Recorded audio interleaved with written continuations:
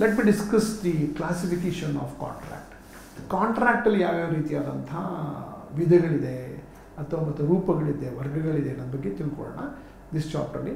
So on the basis of validity, so validity ಅಂದರೆ ಏನಾಗುತ್ತೆ, ಅದ್ರ ಪ್ರತಿ ಹುಡುಕೊಡುವಂಥ ಬಗ್ಗೆ ಹೇಳಬೇಕಾದ್ರೆ ಒಂದಾಗುತ್ತೆ ನಾವು ಎರಡು ರೀತಿಯಾಗಿ ಮಾಡ್ತೀವಿ. ಒಂದು ವ್ಯಾಲಿಡ್ ಕಾಂಟ್ರಾಕ್ಟು, ಇನ್ನೊಂದು ವಾಯ್ಡಬಲ್ ಕಾಂಟ್ರಾಕ್ಟ್ ಅಂತ.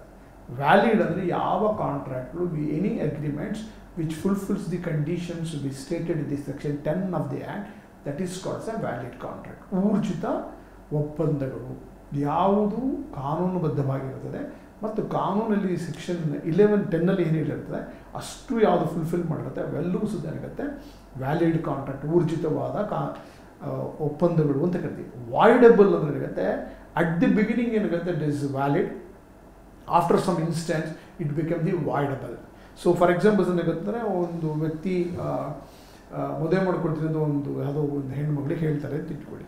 ಸೊ ಆಗೇನಾಗುತ್ತೆ, ಆ ಹುಡುಗ ಏನಾಗುತ್ತೆ ಮದುವೆ ಆಗೋ ಸಮಯದಲ್ಲಿ ಏನಾಗುತ್ತೆ ಅಂದರೆ ಮದುವೆ ಆಗ್ಬೇಕಾದ್ರೆ ಇಬ್ಬರಿಗೂ ಮೆಜಾರಿಟಿ ಇರ್ತದೆ, ಅವರೆರಡು ಮದುವೆ ಮಕ್ಕಳು ಒಪ್ಕೊಂಡಿರ್ತಾರೆ. ಬಟ್ ಆದರೆ ಮದುವೆ ಆಗೋದಕ್ಕೆ ಸ್ವಲ್ಪ ದಿವಸ ಮುಂಚೆ ಏನಾಗುತ್ತೆ ಆ ವ್ಯಕ್ತಿ ಏನಾಗುತ್ತೆ ಈ ಬಿಕಮ್ ದಿ ಮ್ಯಾನ್. ಸೊ ಆ ಮದುವೆ ಮಾಡ್ಕೊಳ್ಳೋ ಹುಡುಗ ಏನಾಗುತ್ತೆ ಹುಚ್ಚನಾದ್ರೆ ಏನಾಗುತ್ತೆ ಆಗೇನಾಗುತ್ತೆ ಮದುವೆ ಏನಾಗುತ್ತೆ ಆಟೋಮೆಟಿಕಲಿ ವಾಯ್ಡಬಲ್ ಆಗುತ್ತೆ, ಅಂದರೆ ಕಾನೂನು ಪ್ರಕಾರ ಅದು ಮಾಡಲಿಕ್ಕೆ ಬರುವುದಿಲ್ಲ ಅಂತ.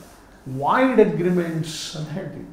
ಸೊ ವಾಯ್ಡಬಲ್ ಕಾಂಟ್ರಾಕ್ಟ್ ಅಂತ ಹೇಳ್ತೀವಿ, ವಾಯ್ಡ್ ಅಗ್ರಿಮೆಂಟ್ಸ್ ಅಂತ ಹೇಳುವುದಂತೆ this is a fundamentally any contracts or any agreements which is not enforceable at ಲಾ.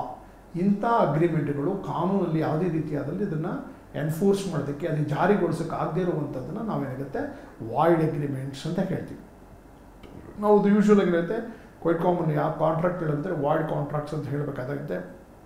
ಕಾನೂನು ವಿರುದ್ಧವಾಗಿರ್ಬೋದು, ಕಾನೂನಿನಲ್ಲಿರುತ್ತಾರೆ ಯಾವುದೇ ವ್ಯಕ್ತಿಗೆ ಹಲ್ಲೆ ಮಾಡುವಂಥದ್ದಾಗಿರ್ಬೋದು, ಮೈನರ್ ಜೊತೆ ಕಾಂಟ್ರಾಕ್ಟ್ ಮಾಡ್ಕೊಳ್ಳುವಂಥದ್ದು, ಯಾವುದೇ ಒಂದು ಟ್ರೇಡ್ ಆ್ಯಕ್ಟಿವಿಟೀಸ್ಗಳನ್ನು ನಿಲ್ಲಿಸುವಂಥದ್ದಾಗಿರ್ಬೋದು, ಇವನ್ನೇನಾಗುತ್ತೆ ನಾವು ವಾಯ್ಡ್ ಕಾಂಟ್ರಾಕ್ಟ್ಸ್ ಅಂತ ಕರಿತೀವಿ.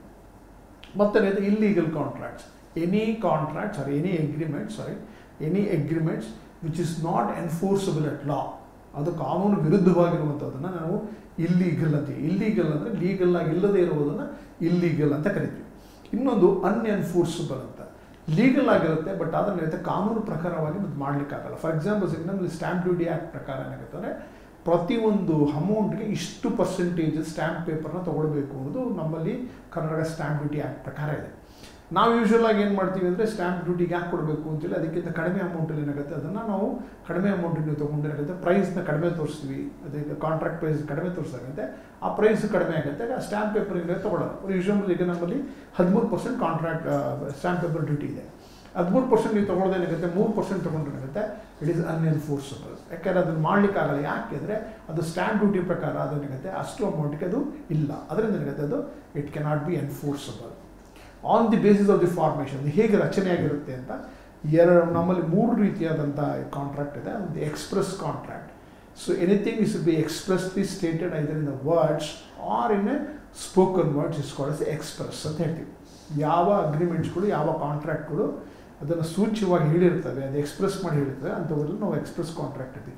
ಇಂಪ್ಲಾಯ್ಡ್ ಅಂದರೆ ಏನಾಗುತ್ತೆ ನೀವು ನಡ್ಕೊಳ್ಳುವಂಥ ಕಂಡಕ್ಟಿಂದ ಏನಾಗುತ್ತಾರೆ ನೀವು ಮಾಡುವಂಥ ಕಾಂಟ್ರಾಕ್ಟ್ ಏನಾಗುತ್ತೆ ಅದು ಬರವಣಿಗೆ ರೂಪದಿರಲ್ಲ, ಅದೇನಾಗುತ್ತೆ ನಿಮಗೆ ಗೊತ್ತಿರೋದಕ್ಕೆ ನೀವು ಅದಕ್ಕೆ ಅಬೈಡ್ ಆಗ್ತೀರಿ, ಅದ್ರ ಜೊತೆಗೆ ಏನಾಗುತ್ತೆ ಬೈಂಡ್ ಆಗ್ತೀರಿ, ಅದನ್ನು ನಾವು ಇಂಪ್ಲಾಯ್ಡ್ ಆಗ್ತಿರ್ತೀವಿ. For examples you get in to the any bus, KSRTC ಬಸ್ಸಿಗೆ ನೀವು ಹತ್ತಿದ ತಕ್ಷಣ ಏನಾಗುತ್ತೆ ಅಲ್ಲಿ ಏನೂ ಅಗ್ರಿಮೆಂಟ್ ಅಲ್ಲ, ಆದರೆ ಇವತ್ತು ಬಸ್ಸಿಗೆ ಹತ್ತಿದ ತಕ್ಷಣ ಗೊತ್ತಾಗುತ್ತೆ ಏನಾಗುತ್ತೆ ನೀವು ಬಸ್ಸಿಗೆ ಹತ್ತಿದ ಮೇಲೆ KSRTC ರೂಲ್ಸ್ ಪ್ರಕಾರ ಏನಾಗುತ್ತೆ ನೀವು ಯಾವ ಜಾಗಕ್ಕೆ ಹೋಗಬೇಕು ಆ ಜಾಗಕ್ಕೆ ಹೋಗ್ಬೇಕಾದ್ರೆ ದುಡ್ಡನ್ನು ಕೊಡ್ತೀರಿ, ಅದನ್ನು ಏನಾಗುತ್ತೆ ಇಂಪ್ಲಾಯ್ಡ್ ಅಂತ ಕರಿತೀವಿ. ಯಾಕೆ ಇಂಪ್ಲಾಯ್ಡ್ ಅಂದರೆ ಆ ವ್ಯಕ್ತಿ ಏನು ಕಂಡಕ್ಟ್ ಮಾಡ್ತಾನೆ, ಈ ಬಸ್ಸಿಗೆ ಹತ್ತಿ ನೀವು ಬಸ್ ಸ್ಟಾಪಲ್ಲಿ ಇದ್ದರೆ ನಿಮ್ಗೆ ದುಡ್ಡು ಕೇಳಲ್ಲ, ಆದರೆ ಬಸ್ಸಿಗೆ ಹತ್ತಿದ ತಕ್ಷಣ ಏನಾಗುತ್ತೆ ಅದು ಇಂಪ್ಲಾಯ್ಡ್. ಸೊ ನೀವು ಟ್ರಾವೆಲ್ ಮಾಡ್ತಾ ಇದ್ದೀರಿ ಅಂದರೆ ಆ ಬಸ್ಸು ಏನಾಗುತ್ತೆ ಟ್ರಾವೆಲ್ ಮಾಡೋದಕ್ಕೆ ಇರಿದಾಗ ನೀವು ಯಾವ ಡೆಸ್ಟಿನೇಷನ್ಗೆ ಹೋಗ್ಬೇಕು ಜಾಗಕ್ಕೆ ಹೋಗಬೇಕು ಆ ಜಾಗಕ್ಕೆ ಹೋಗ್ಬೇಕಾದ್ರೆ ದುಡ್ಡನ್ನು ನೀವು ಕೊಡಬೇಕಾದ್ದು ನಿಮ್ಮ ಕರ್ತವ್ಯ, ಇದನ್ನು ಇಂಪ್ಲಾಯ್ಡ್ ಅಂತ ಕರಿತೀವಿ. ನೆಕ್ಸ್ಟ್ ಇದೆ ಕ್ವಾಯ್ಸಿ ಕಾಂಟ್ರಾಕ್ಟ್ ಅಂತ ಕರಿತೀವಿ. This is not created by between the parties, it is created by loss. ಕೆಲವೊಂದು ಸತಿ ಏನಾಗುತ್ತೆ ಒಂದು ಸಮಾಜದಲ್ಲಿ ಒಬ್ಬ ನಾಗರಿಕ ಏನಾಗುತ್ತೆ ಒಂದಷ್ಟು ಲಾಗಳನ್ನು ನಮಗೇನಾಗುತ್ತೆ ಕಾನೂನು ಪ್ರಕಾರವಾಗಿ ಮಾಡಲೇಬೇಕಾಗತ್ತೆ. ಅದನ್ನು ಮಾಡೋದನ್ನೇನಾಗುತ್ತೆ ಕ್ವಾಯ್ಸಿ ಕಾಂಟ್ರಾಕ್ಟ್, ಸೂಚ್ಯ ಒಪ್ಪಂದಗಳು ಅಂತ ಕನ್ನಡದಲ್ಲಿ ಹೇಳ್ತೀವಿ. ಅಂದರೆ ಏನಾಗುತ್ತೆ ಫಾರ್ ಎಕ್ಸಾಂಪಲ್ಸ್ ಏನಾಗುತ್ತೆ ನಾನು ಹೋಗ್ತಾ ಇರಬೇಕಾದ್ರೆ ನನ್ನ ಪರ್ಸ್ ಬಿದ್ದೋಗುತ್ತೆ, ಆ ಪರ್ಸ್ ಒಳಗಡೆ ನನ್ನ ಅಡ್ರೆಸ್ ಇರುತ್ತದೆ ಮತ್ತು ನನ್ನ ಫೋಟೋ ಇರ್ತದೆ.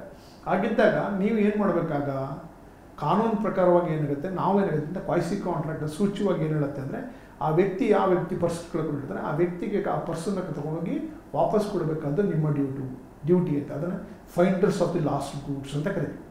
ಅಂದರೆ ಯಾವ ವ್ಯಕ್ತಿ ಕಳೆದೋಗಿರೋ ವಸ್ತುವನ್ನು ಕಂಡುಹಿಡಿದಿರ್ತಾನೆ, ಕಂಡುಹಿಡಿದ ವ್ಯಕ್ತಿ ಏನಾಗುತ್ತೆ ಆ ವ್ಯಕ್ತಿಗೆ ವಾಪಸ್ ಕೊಡಬೇಕು, ಇಲ್ಲ ಅಂದರೆ ನಿಯರೆಸ್ಟ್ ಪೊಲೀಸ್ ಸ್ಟೇಷನ್ ತೊಗೊಂಡೋಗಿ ಅದನ್ನು ಕೊಡಬೇಕು. ಇದನ್ನು ನಾವು ಕ್ವಾಯ್ಸಿ ಕಾಂಟ್ರಾಕ್ಟ್ ಅಂದರೆ ಅದು ಏನಾಗುತ್ತೆ ಕಾನೂನು ಪ್ರಕಾರವಾಗಿ ನೀವು ನಡ್ಕೋಬೇಕಾದಂಥ ಒಬ್ಬ ನಾಗರಿಕನ ಲಕ್ಷಣಗಳು, ಅದನ್ನು ನಾವೇನಾಗುತ್ತೆ ಸೂಚ್ಯವಾಗಿ ಹೇಳ್ತೀವಿ. Next on the basis of the performance, ಅದನ್ನು ಹೇಗೆ ನೀವು ಕಾರ್ಯರೂಪಕ್ಕೆ ಕಳಿಸ್ತೀವಿ ಅದನ್ನು ಏನಾಗುತ್ತೆ ನಾವು ಹೇಳ್ತೀವಿ. ಒಂದು executed contract, executory contract. Executed ಅಂದರೆ both the parties obligations are fulfil, it is called as executed. Executed in both the parties, or one party is fulfill his jobs and another party is due, is called yet to be completed, that is called executory. And the unilateral contract and bilateral contracts. So one party is fulfill his duties or discharge his performance is called as a unilateral, and both the parties completed the work or yet to be completed is called as a bilateral contracts. This is a very important contract. And very importantly, you must know about the void and voidable contracts. Void contract is basically cannot be enforceable at law. Voidable means depending upon the situation, the aggrieved party has to be accepted, and void agreements cannot be changed into the valid. So void contract na ಯಾವುದೇ ಕಾರಣಕ್ಕೂ valid ಆಗಿ ಮಾಡೋಕ್ಕಾಗಲ್ಲ, but voidable ಕಾಂಟ್ರಾಕ್ಟ್ಸ್ಗಳನ್ನ ಬೇಕಾದ್ರೆ at the desire of the aggrieved party ಮಾಡ್ಕೋಬೋದು. Contracts become the void on the account of the specific situation violation statutes. So ಆ ಲಾಗಳನ್ನು ನೀವು ಉಲ್ಲಂಘನೆ ಮಾಡಿದಾಗ ಅದೇನಾಗುತ್ತೆ ವಾಯ್ಡ್ ಕಾಂಟ್ರಾಕ್ಟ್ ಆಗುತ್ತೆ. ಬಟ್ ವಾಯ್ಡಬಲ್ ಏನಾಗುತ್ತೆ ಅದನ್ನು ಆ ಸಿಚುಯೇಷನ್ಗಳನ್ನು ಏನಾಗುತ್ತೆ ಆಬ್ಸೆನ್ಸ್ ಆಗಿದ್ದಾಗ ಮಾತ್ರ ಅದನ್ನು ಮಾಡ್ಕೊಳ್ಳೋಕ್ಕೆ ಸಾಧ್ಯ ಆಗುತ್ತೆ. ಮತ್ತು ಅಗ್ರಿಮೆಂಟು ಮತ್ತು ಕಾಂಟ್ರಾಕ್ಟ್ ಆಲ್ರೆಡಿ ನಾನು ಹೇಳಿದ್ದೀನಿ. This is something about it.